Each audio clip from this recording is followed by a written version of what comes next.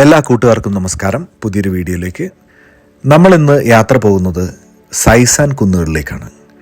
ചരിത്രവും സംസ്കാരവും ഐതിഹ്യങ്ങളും ഒക്കെ ഇടകലർന്ന് നിൽക്കുന്ന മംഗോളിയയുടെ തലസ്ഥാനമായ ഉലാൻബത്താറിൻ്റെ തെക്കേ അറ്റത്ത് സ്ഥിതി ചെയ്യുന്ന സൈസാൻ കുന്നുകളിലേക്ക്. ഉലാൻബത്താറിൻ്റെ തെക്കേ അറ്റത്തിൻ്റെ മുകളിലായി ഉയർന്നു നിൽക്കുന്ന സൈസാൻ കുന്ന് വെറുമൊരു കാഴ്ച കാണാനുള്ള സ്ഥലത്തേക്കാൾ ഏറെയാണ്. അതൊരു ഓർമ്മയുടെ സ്മാരകവും കൂടിയാണ്. മംഗോളിയയുടെ യുദ്ധകാല ഭൂതകാലവും സോവിയറ്റ് സഖ്യവും കല്ലിലും ഉരുക്കിലും നിശബ്ദതയിലും കൊത്തിവെച്ചിരിക്കുന്ന ഒരിടം. ഇന്ന് നമ്മൾ അതിൻ്റെ പടികൾ കയറുന്നത് കാഴ്ചകൾ കാണാൻ വേണ്ടി മാത്രമല്ല, ചരിത്രത്തിൻ്റെ പടികളാണ് കയറുന്നത്. അത് പറയുന്ന കഥകൾ കൂടി കേൾക്കാൻ വേണ്ടിയാണ്.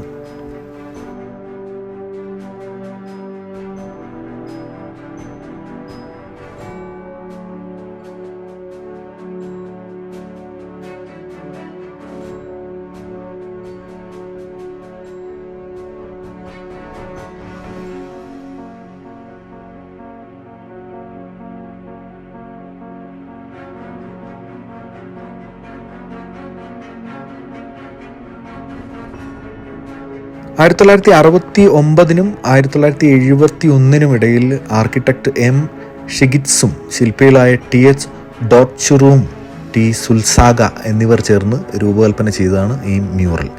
ഇത് വിജയത്തിൻ്റെയും ജാഗ്രതയുടെയും നിലവിൽ ഉള്ള ഇപ്പോഴുമുള്ള റഷ്യൻ സോവിയറ്റ് മംഗോളിയൻ ബന്ധത്തെയും ഉൾക്കൊള്ളുന്നതാണ്, സൂചിപ്പിക്കുന്നതാണ്. ഈ സ്മാരകത്തിൻ്റെ താഴെയായി ഒരു സോവിയറ്റ് T-34 ടാങ്ക് സ്ഥിതി ചെയ്യുന്നുണ്ട്. ഇത് 2003 ഇവിടേക്ക് മാറ്റിയത്. ഈ ടാങ്ക് മംഗോളിയൻ പൗരന്മാർ പണം മുടക്കി രൂപീകരിച്ച ഒരു ബ്രിഗേഡിൻ്റെതായിരുന്നു. അത് സോവിയറ്റിൻ്റെ ഭാഗമായിരുന്നു. മോസ്കോ മുതൽ ബെർലിൻ വരെ ഇത് പോരാടിയിട്ടുണ്ട്. ആ ടാങ്ക് പോയ മാപ്പാണ് ഇതിൻ്റെ അടിയിൽ കൊടുത്തിരിക്കുന്നത്. അതിൻ്റെ റൂട്ട് 43 എവിടെയായിരുന്നു, 45 അതെവിടെ എത്തി എന്നുള്ളത്.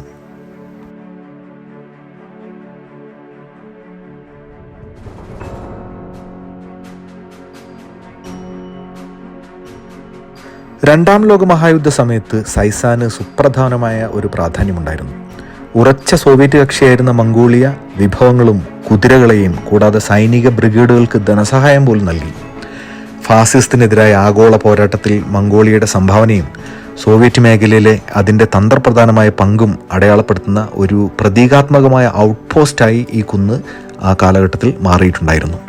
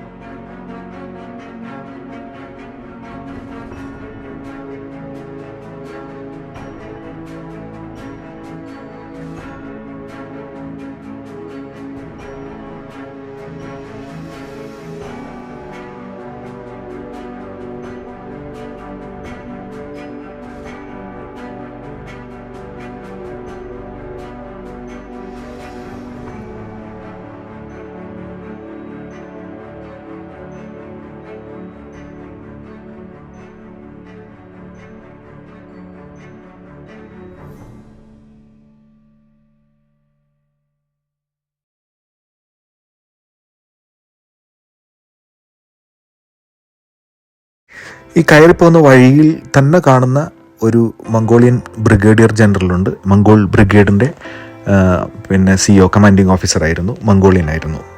അദ്ദേഹത്തിൻ്റെ പ്രതിമയാണ് ഇപ്പോൾ നമ്മൾ കണ്ടത്.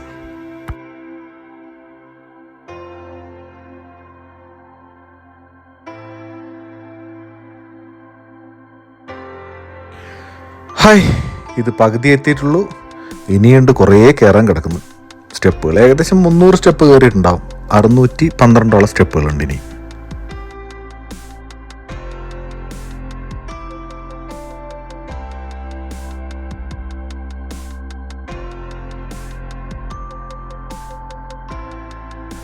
മുകളിലേക്ക് നമുക്ക് കയറിപ്പോകാനുള്ള 612 പടികളാണ്. അത് കയറുന്നത് ചരിത്രത്തിലൂടെ ഉള്ള ഒരു തീർത്ഥാടനം പോലെയാണ്. ഇവിടെ നിന്ന് നഗരം കാഴ്ചകളിങ്ങനെ ഇതൾ വിടർത്തുന്നുണ്ട്. ഉലാൻബത്താറിൻ്റെ ആകാശരേഖ, വളഞ്ഞു പുളഞ്ഞ തൂൾ നദി, ക്വീൻ തൂൾ നദി, തൂൾ രാജ്ഞിയുടെ നദിയാണത്. പുണ്യമായ ബോഗ്ഡ് ഖാൻ പർവ്വത നിരകൾ, ഈ ഉയരത്തു നിന്ന് കാണുന്ന ഓരോ സ്ഥലചിഹ്നത്തിനും അതിൻ്റേതായ ഒരു കഥയുണ്ട്. മംഗോളിയയുടെ വികസിച്ചുകൊണ്ടിരിക്കുന്ന സത്വത്തിന് അതിൻ്റേതായ സ്ഥാനവുമുണ്ട് ഈ പ്രത്യേക സ്മാരകത്തിന്.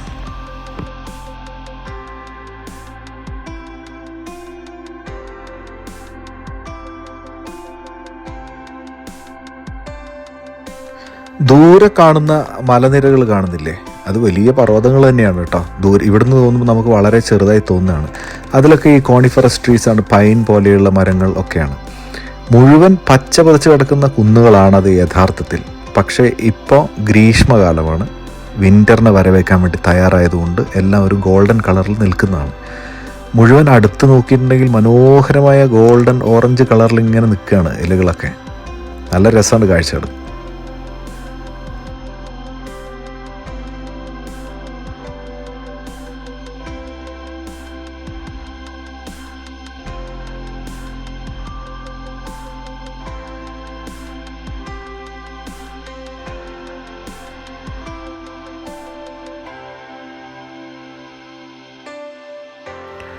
മുകളിലെ സ്മാരകത്തിൻ്റെ മുൻപിലായി നല്ല ഉയരത്തിലുള്ള ഒരു സോവിയറ്റ് സൈനികൻ്റെ പ്രതിമ കാണാം.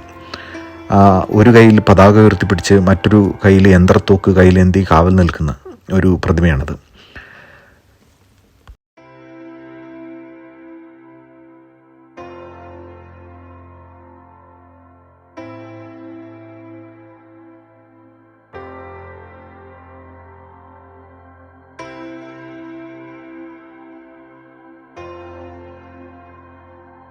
ആയിരത്തി 1956 നിർമ്മിച്ച സൈസാൻ സ്മാരകം രണ്ടാം ലോക മഹായുദ്ധത്തിൽ തോളോട് തോൾ ചേർന്ന് പോരാടിയ സോവിയറ്റ് മംഗോളിയൻ സൈനികരെ ആദരിക്കുന്നതാണ്.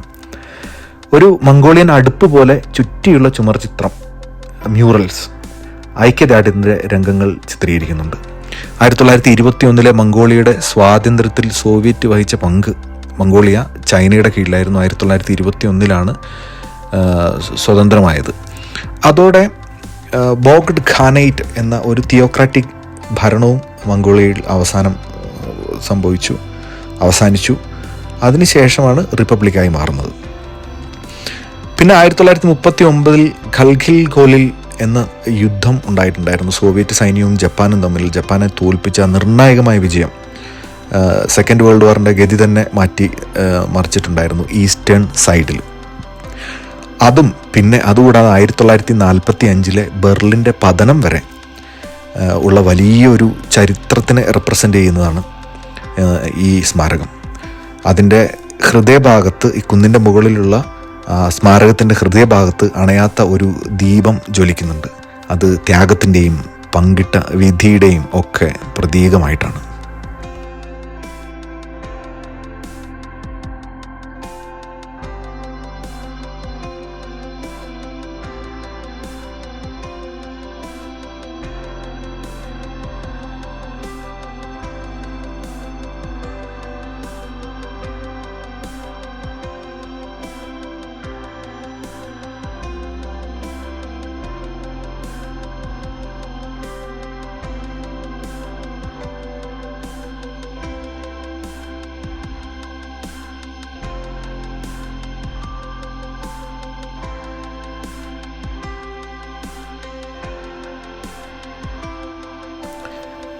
നമ്മളിപ്പോൾ നിൽക്കുന്ന സൈസാൻ കുന്നുകളും നമ്മൾ നഗരത്തിൻ്റെ അങ്ങേയറ്റത്ത് കാണുന്ന വലിയ മലനിരകളും ഒക്കെ വളരെ ചരിത്ര പ്രാധാന്യമുള്ളതാണ്. പ്രാചീന ശിലായുഗത്തോളം പ്രായമുണ്ട്.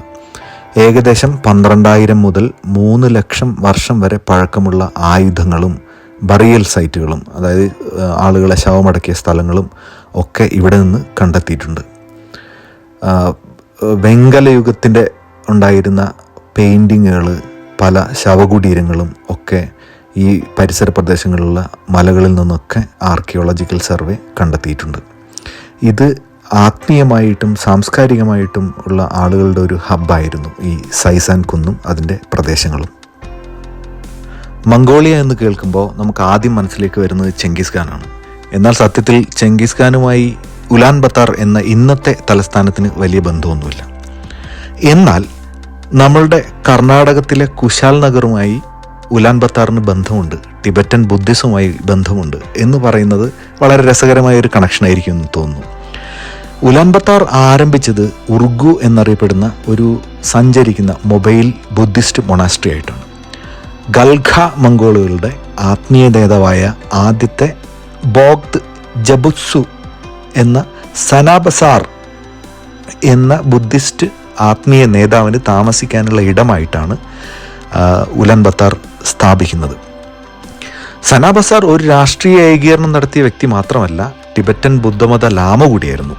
ടിബറ്റിൽ പരിശീലനം നേടിയ അദ്ദേഹത്തിന് ഗെലുഗ് എന്ന സ്കൂൾ ഓഫ് തോട്ട് ചിന്താധാര, ബുദ്ധിസ്റ്റ് ചിന്താധാരയുമായി ആഴത്തിലുള്ള സ്വാധീനമുണ്ടായിരുന്നു, ബന്ധമുണ്ടായിരുന്നു. ഇത് ദലൈലാമയുടെ അതേ വംശപരമ്പരയാണ്. അദ്ദേഹത്തിൻ്റെ പങ്ക് ടിബറ്റൻ പുനർജന്മ ലാമകളെയൊക്കെ ഓർമ്മിപ്പിക്കുന്നതായിരുന്നു.